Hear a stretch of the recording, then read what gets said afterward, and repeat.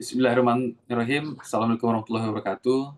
Selamat pagi pemirsa. Kembali lagi bersama kami ini Konsra Politik, yang mana pada kesempatan kali ini kita akan membahas ya teman-teman semua bagaimana isu-isu yang sedang berkembang dan sangat hangat terjadi ya, apalagi mengenai tuntutan demonstrasi yang saat ini lebih banyak mengarah kepada anggota dewan kita sendiri. Nah, saat ini kita lihat bagaimana eh, persoalan isu yang berkembang dengan anggota DPR, anggota parlemen terkhususnya, ini menjadi sorotan publik, baik itu melalui sikap, moral, etika, serta kinerja-kinerja yang dilakukan oleh DPR selama ini. Terhitung hampir 1 tahun, DPR telah menjalankan tugasnya, teman-teman. Ini apa saja sih setelah kita lihat kinerja-kinerja yang telah dilakukan oleh DPR ini sendiri. Nah, seperti yang telah dituntut oleh masyarakat, bahwasanya DPR hingga saat ini banyak yang belum melihatkan kinerja, banyak yang belum melihatkan aktivitas-aktivitas kegiatannya menyentuh masyarakat. Sehingga banyak DPR yang menjadi sorotan publik karena ya aktivitas-aktivitasnya yang terlalu tidak menyentuh ke masyarakat. Pagi ini kita telah terhubung dengan Bapak Rahmat Saleh selaku anggota Komisi 4 DPR RI. Selamat pagi Pak Rahmat. Selamat pagi. Assalamualaikum warahmatullahi wabarakatuh. Waalaikumsalam. Gimana kabarnya Pak Rahmat?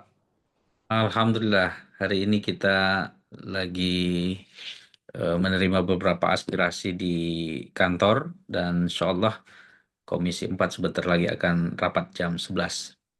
Ada rapat sebentar lagi ya Pak. Ini kami minta waktunya sebentar Pak, ingin melakukan wawancara dan juga penggalian lebih dalam, walaupun dengan waktu yang singkat begini Pak. Kita lebih terfokus, jangan hanya sebagai isu nasional yang kita sorot begini Pak Rahmat. Karena isu nasional telah menjadi isu masyarakat luas secara publik, tapi kita ingin melihat secara spesifik. Kita ingin melihat landscape di wilayah Sumatera Barat begini Pak. Nah, kalau kita lihat pada waktu kemarin ini ada tuntutan aksi langsung ya dari BEM Sumatera Barat dan juga Aliansi Cipayung Plus Sumatera Barat. Yang ini ada beberapa tuntutan yang mengarah kepada anggota DPR RI dari Dapil Sumatera Barat itu sendiri, Pak. Nah, kita ingin melihat dan mengulas beberapa persoalan itu, para masalah. Ada beberapa poin. Izinkan saya terlebih dahulu, Pak, untuk menyampaikan apa saja sih tuntutan aksi dari Aliansi Masyarakat dan juga Aliansi Cipayung Plus Sumatera Barat ini. Nah, itu kalau kita lihat tuntutannya itu ada 7 poin. Yang pertama itu adalah menuntut DPR RI Sumatera Barat yaitu ya menyampaikan permintaan maaf kepada publik. Yang kedua itu eh, menuntut secara tegas DPR RI Sumatera Barat berbenah diri. Nah, secara lantang menyuarakan aspirasi masyarakat Sumatera Barat. Yang ketiga, mengajak seluruh pihak menjaga stabilitas dan kondusivitas kehidupan berbangsa dan bernegara. Kemudian yang keempat, mendorong penuh DPR RI mengesahkan RUU perampasan aset dalam kurun waktu 30 hari. Yang kelima ini meminta Kapolri bertanggung jawab penuh mengusut tuntas peristiwa almarhum Afan Kurniawan. Yang keenam, menuntut dan mendesak Presiden Republik Indonesia untuk segera mereformasi institusi Polri secara menyeluruh. Yang ketujuh, yang terakhir, ini tegakkan aturan tata ruang untuk penertiban bangunan liar yang memakai fasilitas umum dan sosial. Dari banyak tujuhnya tuntutan masyarakat Sumatera Barat ini, kita ingin melihat dulu secara langsung. Makanya kami terhubung langsung dengan Pak Rahmat Saleh, ingin melihat seperti apa sih selama 1 tahun ini Pak Rahmat Saleh di parlemen, apakah telah menyentuh atau dari poin-poin tadi ini telah ada yang dilakukan atau belum sama sekali, begitu. Silakan waktu dan tempatnya Pak Rahmat Saleh. Terima kasih Pak Habibie dari Konsra telah menghubungi kita dan tentu ini sebuah kebahagiaan bagi kami selaku perwakilan dari masyarakat Sumatera Barat. Yang pertama, sebelum masuk saya menanggapi beberapa tuntutan dari teman-teman yang melakukan aksi kemarin di kantor DPRD Sumatera Barat. Saya selaku atas nama pribadi Rahmat Saleh dan juga anggota DPR RI dari fraksi PKS memberikan apresiasi dan ucapan terima kasih kepada rekan-rekan yang sudah melakukan aksi dengan baik, kemudian dengan sangat elegan, kemudian tertib dan tidak melakukan sesuatu yang anarkis dan merusak fasilitas publik. Dan ini tentu rasa bahagia saya selaku perwakilan dari masyarakat DPR RI Sumatera Barat merasa sangat bahagia melihat kondisi aksi yang berada di Sumatera Barat kemarin. Kemudian tentu selaku hak masyarakat untuk menyampaikan aspirasi, ini sangat kita hormati dan kita hargai untuk menyampaikan harapan-harapan baik kepada anggota DPRD maupun anggota DPR RI yang berasal dari Sumatera Barat. Teman-teman sekalian, tentu dari 7 tuntutan yang disampaikan tadi ada beberapa hal yang terkait dengan DPR RI ya, di mana salah satu di antaranya itu adalah terkait dengan permohonan maaf dari DPR RI kepada masyarakat Sumatera Barat. Teman-teman semua, Pak Habibie dan Konstra Indonesia selaku lembaga konsultan politik dan juga lembaga riset, kami ingin menyampaikan bahwa banyak hal yang menjadi aspirasi dari masyarakat Sumatera Barat, baik yang disampaikan secara langsung, kemudian kita sambut dan kita layani di DPR RI, kemudian ketika kita reses dan segala macam, alhamdulillah aspirasi-aspirasi yang sampai kepada kita itu sudah kita coba laksanakan dan perjuangkan di berbagai event-event dan forum di DPR RI. Akan tetapi mungkin banyak hal juga yang belum tersampaikan ya. Mungkin ada aspirasi yang belum tercapai, kemudian permohonan masyarakat yang belum bisa dilayani. Tentu kami selaku anggota DPR RI tidak merasa keberatan untuk meminta maaf secara langsung pada hari ini kami sampaikan kepada masyarakat Sumatera Barat kalau seandainya ada hal-hal yang belum tertampung dalam aspirasi, belum terperjuangkan dengan baik. Nah, tentu dalam forum kali ini juga kami ingin menyampaikan, alhamdulillah hari ini kita sudah setahun diberikan amanah oleh masyarakat di DPR RI, dilantik 1 Oktober, kemudian sekarang sudah masuk lagi 1 Oktober. Ini setahun ini perlu juga kami sampaikan terkait dengan beberapa program yang sudah kita laksanakan ya.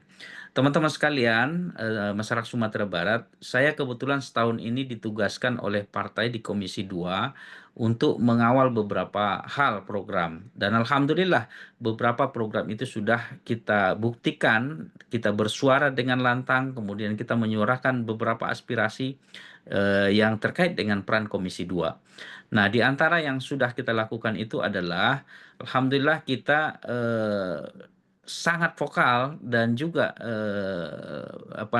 menyampaikan kepada baik Menteri Pan RB kemudian BKN ini terkait dengan advokasi terhadap nasib kawan-kawan honorer di Indonesia bukan hanya di Sumatera Barat. Teman-teman sekalian, hampir saja kebijakan negara bahwa pelantikan honorer atau pengangkatan honorer menjadi P3K baik itu penuh waktu dan paruh waktu itu di 2026. Nah, ini teman-teman sekalian sangat merugikan P3K tentunya. Memang bisa dihemat anggaran sekitar 6 triliun kalau kita hitung-hitung.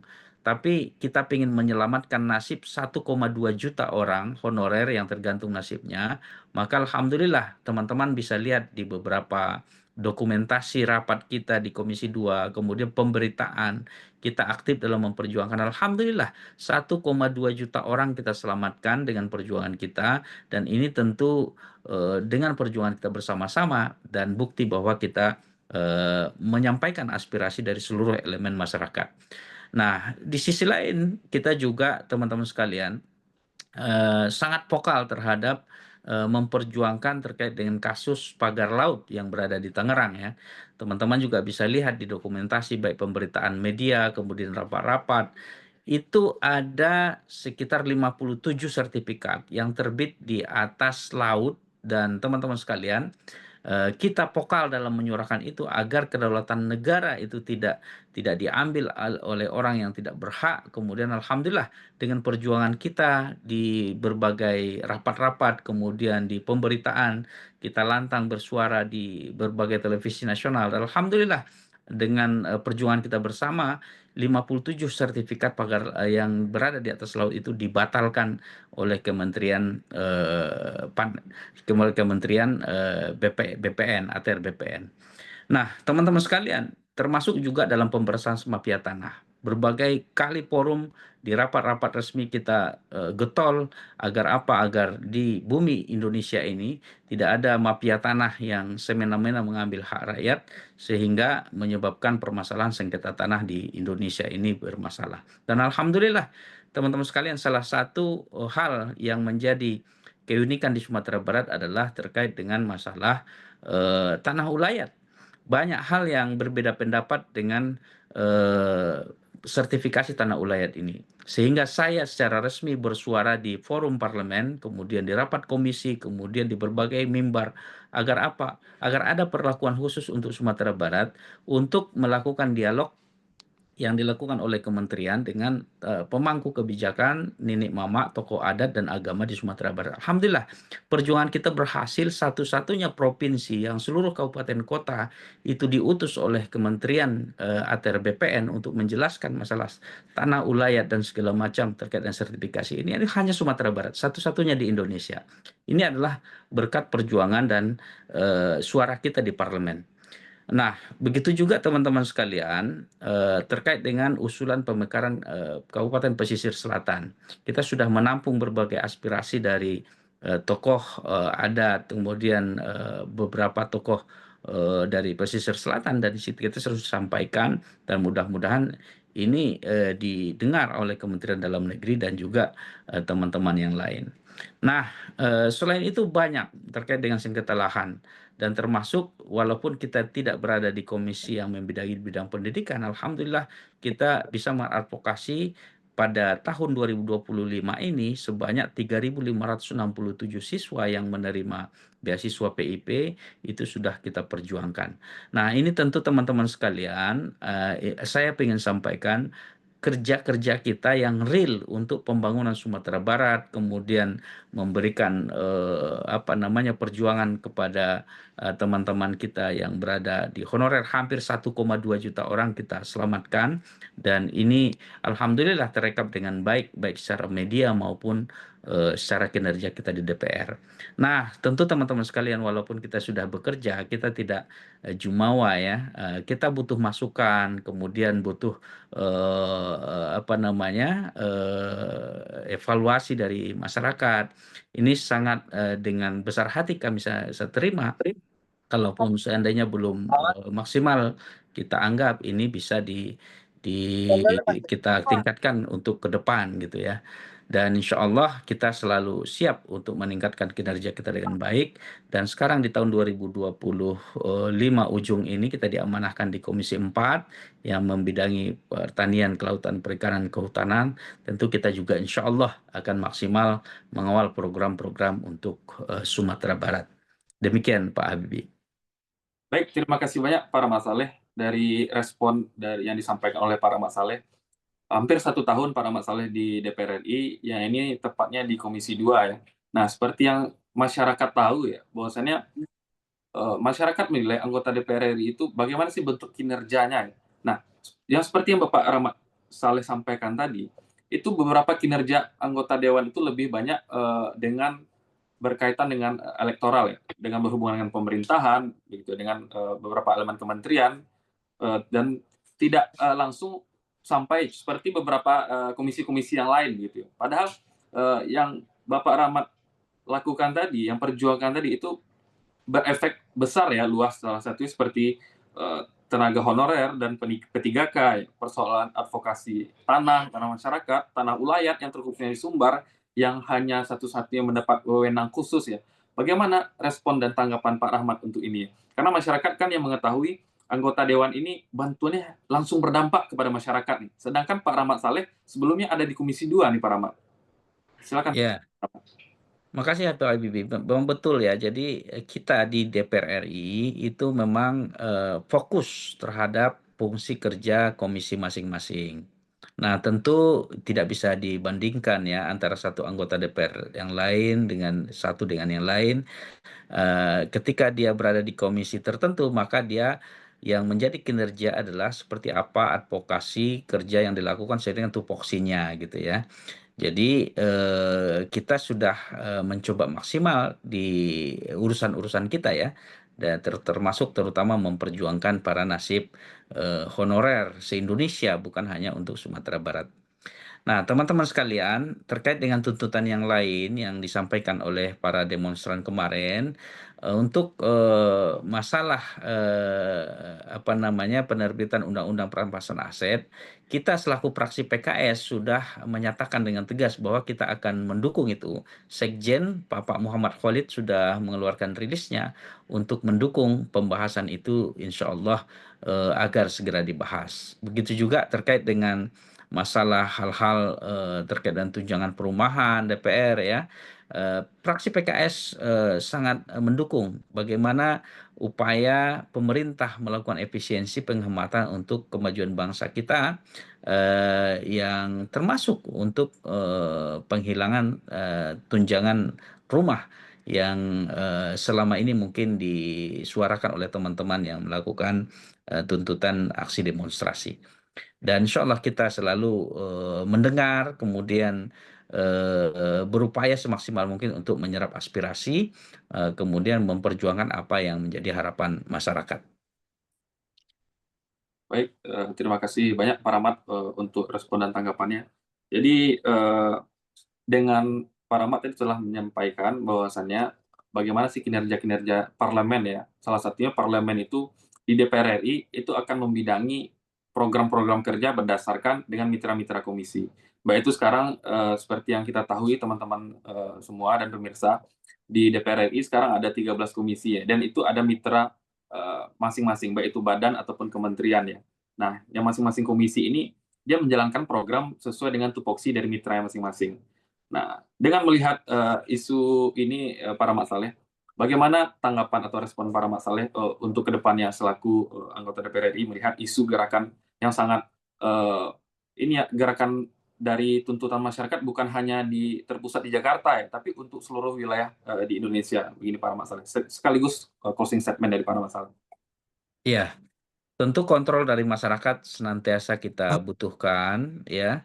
Karena apa? Karena banyak ide gagasan yang mungkin belum menjadi kebijakan pemerintah, tapi dengan adanya dorongan masyarakat ini akan menjadi ide-ide yang harus kita perjuangkan. Terutama insya Allah di tahun kedua saya di DPR RI ini ditugaskan di Komisi 4 yang membidangi kelautan, perikanan, pertanian, dan kehutanan.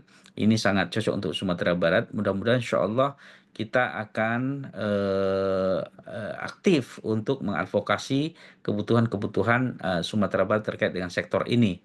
Dan alhamdulillah beberapa data sudah kita dapatkan ya, terutama insya Allah bagaimana kita memperjuangkan kembali agar Solok menjadi sentral lumbung pangan kita di Sumatera Barat.